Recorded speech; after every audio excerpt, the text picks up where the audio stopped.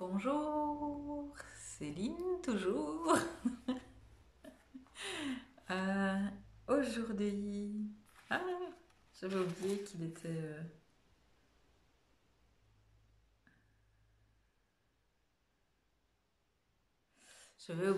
était, autographié ce livre. Bon, ben voilà. Donc le livre l'un de notre ami Gégé Gérald.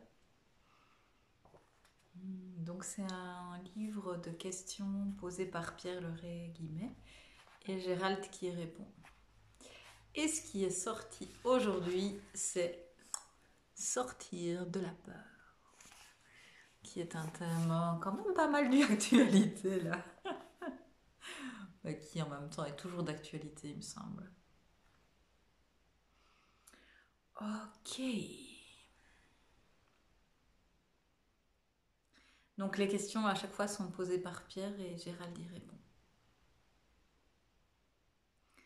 Pourquoi la peur existe-t-elle? Elle existe parce que nous nous identifions à elle. Mais la peur n'existe pas dans la réalité du soi. C'est une illusion créée par l'ego. Mais pourquoi la créons-nous? La rendons-nous réelle? Nous la créons par incompréhension, tout comme la culpabilité et beaucoup d'autres choses. La peur est la base de l'incompréhension, de la tromperie et du mensonge par rapport à nous-mêmes. Et surtout, la peur nous éloigne de qui nous sommes. Parce que quand nous sommes dans une énergie de peur, et qu'en plus nous la dynamisons par la focalisation de notre ego, il y a une identification totale. C'est-à-dire que la peur devient nôtre. Nous nous accaparons la peur et la faisons nôtre. Comment se fait-il que cela émerge si facilement, même tout jeune? Parce que ce sont des choses auxquelles nous sommes identifiés depuis très longtemps. Quand nous nous incarnons, nous nous identifions à la matière, à la chair, à la densité et à tout ce qui fait obstacle sur la voie de la réalisation du soi. Je répète, quand nous nous incarnons, nous nous identifions à la matière, à la chair, à la densité et à tout ce qui fait obstacle sur la voie de la réalisation du soi, à savoir entre autres à la peur. Mais elle peut aussi servir d'outil pour amener à se poser des questions, à chercher en soi. C'est comme l'ego, toutes ces choses-là deviennent des outils pour avancer. Si nous prenons conscience que derrière la densité ou à travers elle, il y a la réalité ultime, avec des majuscules, alors les désirs et les peurs vont nous servir d'outils pour nous dépasser. Donc la peur n'est pas là pour rien, elle sert à quelque chose. Pourquoi est-elle si tenace? Dès que nous naissons dans ce monde, nous nous identifions à notre corps physique et à notre mental. Nous nous incarnons aussi dans une lignée précise. Père, grand-père, arrière-grand-père. Mère, grand-mère, arrière-grand-mère. Et nous récupérons aussi une partie de la peur qui est enregistrée dans ces lignées, dans leurs gènes. Ces peurs remontent à très loin. Ce sont des peurs ancestrales. Leur puissance est telle que nous ne pouvons pas nous en débarrasser aussi facilement. En tout cas, c'est ce que nous pensons. C'est pourquoi nous ne pouvons pas nous en détacher du jour au lendemain. Peur du feu qui peut te brûler, peur des animaux qui peuvent te blesser, Nous portons cela depuis des milliers d'années. Quand nous en sommes prisonniers, cela devient un obstacle, une incompréhension. En tout cas, l'ego nous le fait croire. Et comme nous y sommes identifiés, cela devient notre réalité. C'est donc mémorisé dans notre ADN. Oui, dans nos cellules, dans l'ADN, dans tout ce qui va toucher à la cristallisation de notre enveloppe. Nous trouvons cette manifestation là. Et cela peut aller loin. La peur peut engendrer le chaos sur Terre. La peur peut engendrer le chaos sur Terre. Justement, c'est la question d'après. Que se passe-t-il au niveau subtil et physique quand nous créons la peur? Au niveau physique, il y a une action sur la cellule qui peut amener, selon les possibles du plan d'incarnation de la personne, des dissonances énergétiques, des décalages, certaines formes de scission qui vont créer un effet d'état chaotique, pouvant engendrer des pathologies. La peur peut déclencher tout cela. Elle peut aller jusqu'au cancer et d'autres maladies graves. Parce que nous sommes, à ce moment-là, dans l'incompréhension. J'entends par incompréhension ne pas être dans la compréhension de l'un, consciemment.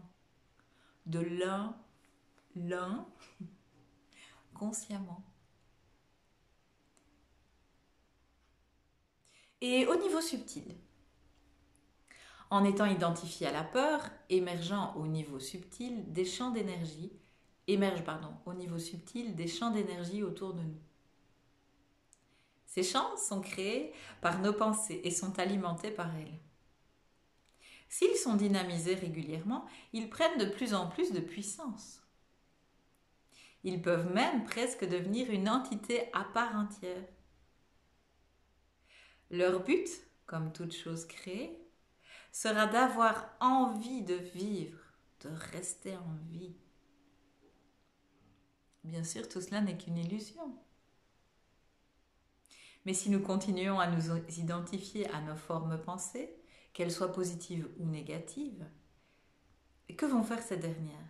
Elles vont attiser et attirer d'autres pensées qui leur donneront encore plus d'énergie. Non, il est marqué qu'ils leur donneront de l'énergie. Céline rajoute encore plus. C'est ainsi que spontanément apparaîtront les pensées que nous avons l'habitude de générer. Les pensées d'angoisse ou alors les pensées de paix.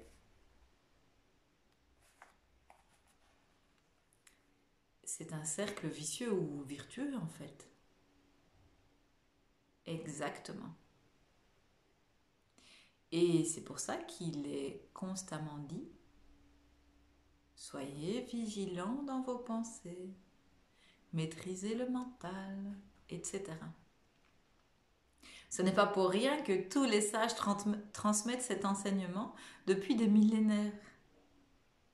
Si vous êtes identifié au mental, vous allez créer un maximum de choses, même sur les plans subtils, qui peuvent engendrer des perturbations énormes.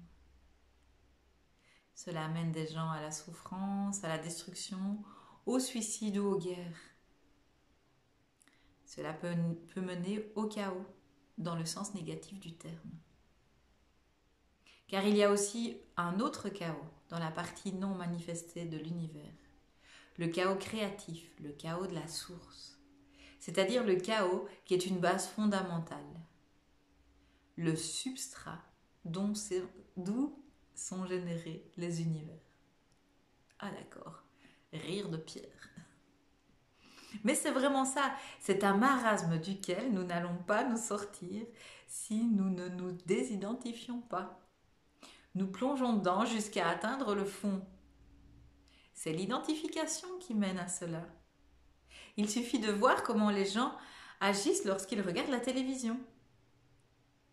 Si nous leur disons qu'il y a une épidémie ou une guerre, observons la puissance de l'identification. Vous passez votre temps à dire ça fait peur. Mais qu'est-ce qui fait réellement peur?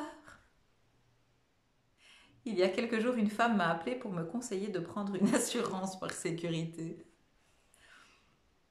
Je lui ai répondu que je ne fonctionnais pas dans la peur. Elle m'a répondu, ben, juste au cas où. Ce au cas où est déjà un chemin dans lequel il ne faut pas entrer. Plus nous avançons sur le chemin spirituel, plus notre ego va tenter de nous faire croire que ces peurs existent, que c'est notre monde, que c'est la vraie vie, etc. Et nous occultons la compréhension de l'un. Nous n'écoutons pas qui nous sommes. L'un nous parle constamment, puisque nous sommes l'un. Ah, entre parenthèses de Céline. Mais la peur fait barrage. C'est pour cela qu'il faut travailler sur le mental. Dans un premier temps, essayons de ne plus nous en servir comme une simple machine à conceptualisation. Mais élargissons les compréhensions par différentes pratiques. Yoga, pranayama, prière, méditation, etc. Par la suite, nous prenons conscience des connectiques très subtils dont nous n'avions pas conscience au début, existant dans notre mental.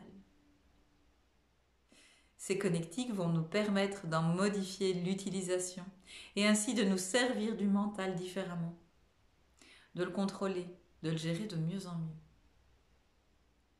Et les gens qui ne ressentent pas d'inspiration pour la méditation ou la prière, que peuvent-ils faire pour dépasser leur peur? Ce n'est pas toujours évident. Mais en général, il est bon de faire certaines activités qui nous tiennent à cœur. Je répète, qui nous tiennent à cœur. Parce qu'en se positionnant ici, dans le cœur, les peurs ont beaucoup de mal à rester accrochées. Elles essayent, mais c'est difficile. Car lorsque vous êtes dans le cœur, vous êtes dans l'amour inconditionnel. Il faut se positionner dans cet espace-là. Nous ne sommes pas obligés d'avoir une pratique spirituelle pour cela. Nous pouvons tenter de faire ce que chaque être considère comme une bonne action. Servir l'autre, donner de l'amour à autrui, consoler, écouter, rassurer, être plein de compassion, attentif, disponible. Nous ne sommes pas obligés forcément de prier, car tous ces actes sont déjà une intense prière pour le divin. Et pouvons-nous faire des activités artistiques? Bien sûr, parce que les activités artistiques permettent d'ouvrir des portes. C'est l'art de la création, c'est créer. Dieu aussi crée. Et comme vous êtes Dieu, c'est quelque part un chemin qui peut vous mener à la compréhension. Des artistes ont réalisé le divin à travers l'art. La pensée positive peut-elle contrebalancer des pensées négatives, comme les angoisses et les peurs? Oui, tout à fait, bien sûr. Et comment pouvons-nous l'utiliser et la développer? Pour faire cela, il est nécessaire d'avoir la conviction profonde que notre pensée va être active réellement. C'est-à-dire que la pensée va avoir une action aussi bien sur la manifestation dense que sur la manifestation subtile. Faut-il avoir confiance dans cette conviction? Oui, la confiance, c'est le plus important. La foi, ajoute Céline. Dans ce cas-là, oui, effectivement, la pensée positive peut contrebalancer des aspects dits négatifs comme les peurs. Dans la réalité absolue, il n'y a ni positif ni négatif. L'énergie est toujours neutre. Pouvons-nous réaliser l'un grâce à la pensée positive ou faut-il passer au-delà? Tout peut réaliser l'un. Il y a même des gens qui ne suivent pas une voie spirituelle et qui soudainement vivent une expérience dans la rue ou dans la nature. Par exemple, nous voyons quelque chose et nous vivons une forme d'illumination. Certaines expériences que les autres vont croire banales peuvent pourtant être pour nous un déclencheur. Parfois, cela arrive à des gens qui ne sont pas forcément des mystiques, des gens qui servent simplement autrui, qui ne sont pas dans la prière et qui ne veulent pas en entendre parler. Ils ont des états d'exaltation tellement vastes. C'est d'une beauté fabuleuse. Même s'ils ne sont pas dans la prière, leur action est prière. Il n'y a pas d'obligation de passer par telle ou telle voie plus qu'une autre pour retrouver sa nature véritable. Et cela m'étonnerait beaucoup que vous entendiez chez les maîtres conscients de l'un, on est obligé pour atteindre l'illumination ou la réalisation du soi de faire des prières ou du yoga ou d'aller voir un tel, etc. Il n'y a pas d'obligation de suivre telle ou telle voie. Tout est un.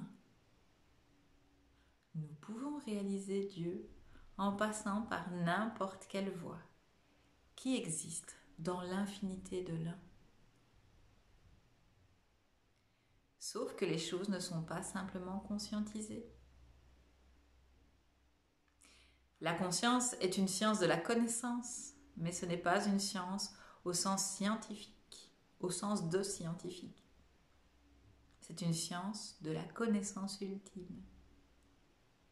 Elle s'apparente à l'omniscience, qui est science de toute chose.